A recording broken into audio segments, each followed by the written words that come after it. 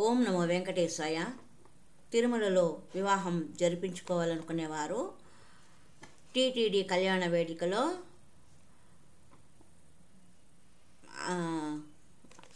వారిని సంప్రదించాల్సి ఉంటుంది.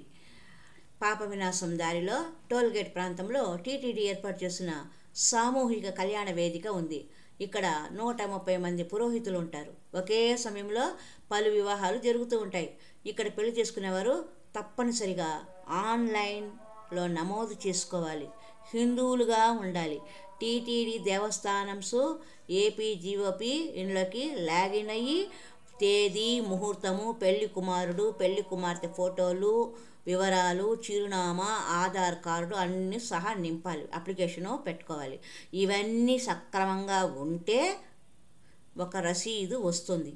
ఆ ముహూర్తానికి, వారు పెట్టుకున్న ముహూర్తానికి 3 నుంచి 90 రోజుల నడుమ ఈ ప్రక్రియ పూర్తి చేయాలి. వారు పెళ్లి చేసుకోవాలనుకోండి, అలా వాళ్ళు 3 నెలల లోపల టీటీడీకి దరఖాస్తు చేసుకోవాలి. చేసుకొని వారు అనుమతి ఇస్తే వీరు వారు చెప్పిన కండిషన్స్కి అంతా ఉండాలి. మొట్టమొదట హిందువులుగా ఉండాలి.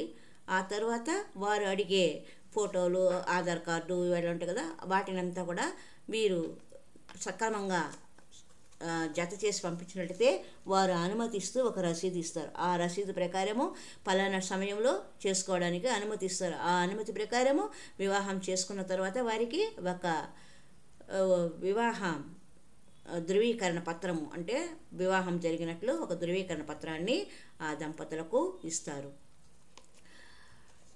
వధూవరుల తల్లిదండ్రులు తప్పనిసరిగా పెళ్లికి హాజరు కావాల్సి ఉంటుంది. వారిలో ఎవరైనా చనిపోయినా లేదా విడిపోయినా లేదా అనారోగ్యంతో ఉన్న సంబంధిత పత్రాలు తీసుకొని రావాలి. కళ్యాణ వేదికలో కేటాయించిన పురోహితుడు వారికి వివాహం జరిపిస్తారు. ఈ అయ్యవారితో దగ్గరే, ఈ అర్చక స్వామి దగ్గరే, ఈ పురోహితుని దగ్గరే వీరికి వివాహం జరుగుతుంటే అక్కడే జరుపుకోవాలి. వేరే లేదు, మేము వేరే చెట్టుకోవడం లేదు. టీటీడీ వారు ఎవరినైతే నిర్వహించారో వారి దగ్గరే వివాహము చేసుకోవాలి. వారు అడిగిన పెద్దల యొక్క సంబంధించిన వివరాలు లేదా వారు లేకపోతే దానికి సంబంధించిన సర్టిఫికేట్లు ఇవన్నీ కూడా వారికి అందజేయాల్సి ఉంటుంది. టీటీడీ నుంచి పసుపు, కుంకుమ, కంకణము అందజేస్తారు. ఇంకా దంపతులతో పాటు వారి తల్లిదండ్రులు సహా 6గురికి ఉచిత దర్శనం ఇస్తారు. టీటీడీ కళ్యాణ వేదికలో పెళ్లి జరిగినట్లు రసీదు ఇస్తారు.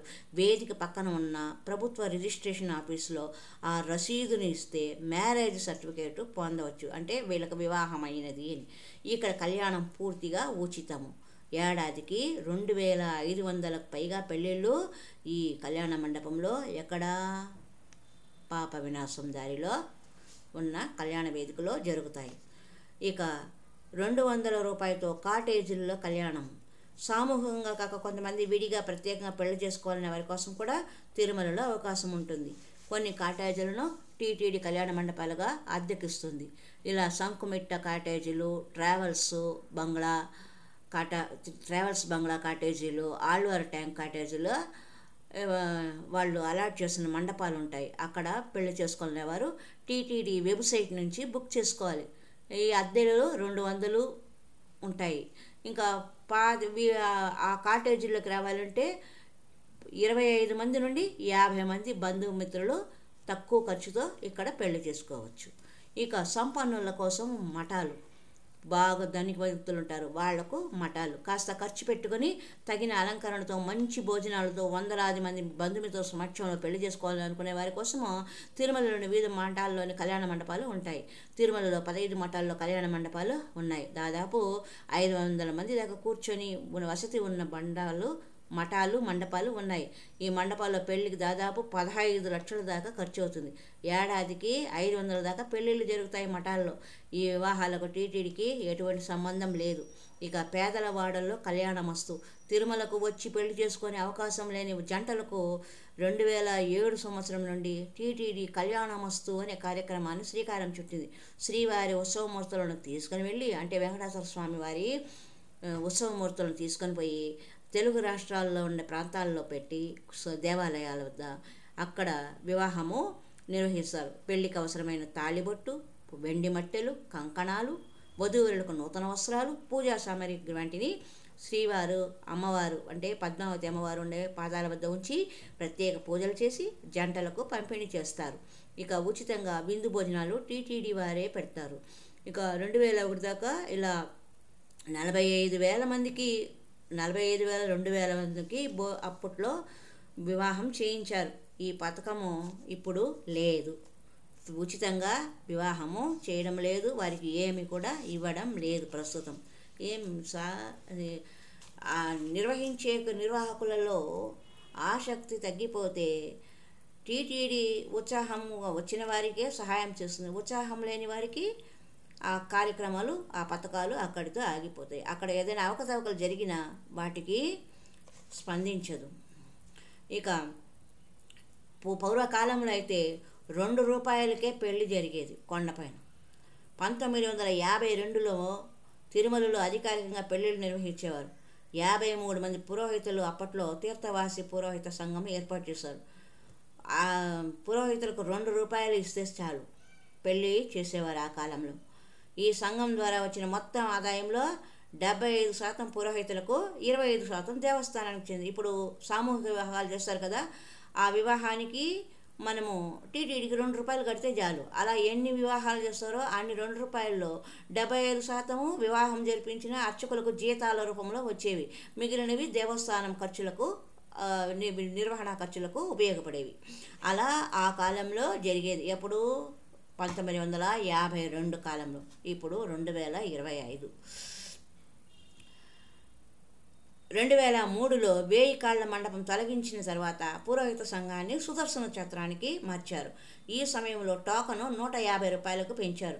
వివాహాలు చేసుకునేవారి సంఖ్య బాగా పెరగడంతో సామూహిక కళ్యాణ వేదను టీటీడీ నిర్మించింది. ఈ విధంగా కళ్యాణం చేసుకునేవాళ్ళు, వివాహాలు చేసుకోవాలి అనుకునే వాళ్ళు తిరుమలలో ముహూర్తంతో పని లేదు. మరి ఒక విశేషం ఏమంటే, ఆయన ఎట్లయితే సనాతన సదాచారపరంగా అప్పు చేసినా తప్పు మాత్రం చేయకుండా తన ఉభయ దేవేరులతో నిరంతరము భక్తుల చేత పూజలు అందుకుంటూ వారిని ఆశీర్వాదం చేస్తూ కలియుగంలో నిలబడి ఉన్నారో, నేటి మానవులు కూడా అలాగే ఆయనను ఆదర్శంగా తీసుకొని అప్పుల పాలైనా, కష్టాల పాలైనా, కడగండ్ల పాలైనా, లేదా అవమానాల పాలైనా, భార్య వలన భర్త, భర్త వలన భార్య అవమానాల పాలైనా, వీటినన్నింటినీ సహించుకొని నిలబడిన రోజు ఆ ఏడుకొండల వాడిలాగా మీరు కూడా గొప్పవారుగా కీర్తింపబడతారు చరిత్రలో. అందుకే వెంకటాద్రి సమం స్థానం నభూతో నా భవిష్యతి అని చెప్పినారు. బ్రహ్మాండే నాస్తి కించన వెంకటేశ సమోదేవో నా భూతో నా భవిష్యతి అన్న శ్లోకానికి మనం కూడా పాత్రులవుదాము. ఆయన ఎంత గొప్పవాడో, ఆయన పాదాలు పట్టుకున్న వారు కూడా కొద్దిలో కొద్ది ఎన్ని అవాంతరాలు వచ్చినా మానవులుగా వారు సహించుకొని ధరించాలని ఏడుకొండలవాడి యొక్క దివ్య విశేష 1000 సంవత్సరాల చరిత్ర కలిగిన వెంకటేశ్వర స్వామి వైభవాన్ని మనం తెలుసుకున్నాము. ఈ తెలుసుకున్న విషయాల ద్వారా మనం 1000 సంవత్సరాల అనుభవం, మన జీవితం 100 ఏళ్ళు అనుకుంటే ఆ 100 ఏళ్లలో మనం ఎంతకాలం ఆదర్శంగా అందరికీ కనబడతాము అనే విషయాన్ని మాత్రమే మనసులో పెట్టుకొని ఈ వీడియోలో మీరు గ్రహించవలసిన విషయాలు ఆధ్యాత్మికంగా, జ్ఞానపరంగా, ఇంకా సామాజిక పరంగా భగవంతుడి సేవలు, మీరు మీ కుటుంబాలలో ఎలా భగవంతుని ఆరాధించాలి, మనం అక్కడంత దూరం ఖర్చు పెట్టుకొని వెళ్ళకపోయినా ఉన్న దాంట్లో సంతృప్తిగా జీవించాలి, అప్పులు చేయకూడదు, తప్పులు చేయకూడదు అన్న కాన్సెప్ట్తో ముందుకు పోవాలి. ఒకవేళ అప్పులే చేయవలసిన పరిస్థితి వచ్చినా వాటిని తీర్చడానికి కూడా తగిన మార్గాలను అన్వేషిస్తూ కష్టపడి పనిచేసి సంతోషంగా ఉన్నదానితో తృప్తిగా ఉండడమే తిరుపతి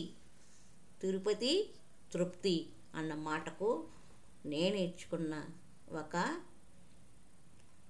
నిర్వచనం. తిరుపతి అంటే తృప్తికి మించిన సంతోషము మరి ఒకటి లేదు. ఉన్నదానితో చాలు అనుకున్న భావనే మనకు ఎంతో ముఖ్యం.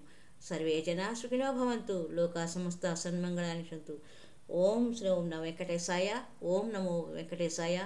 సమస్త లోకా సన్మంగళాని సంతు. సర్వే జనా సుఖినో భవంతు. హరి ఓం తత్సత్.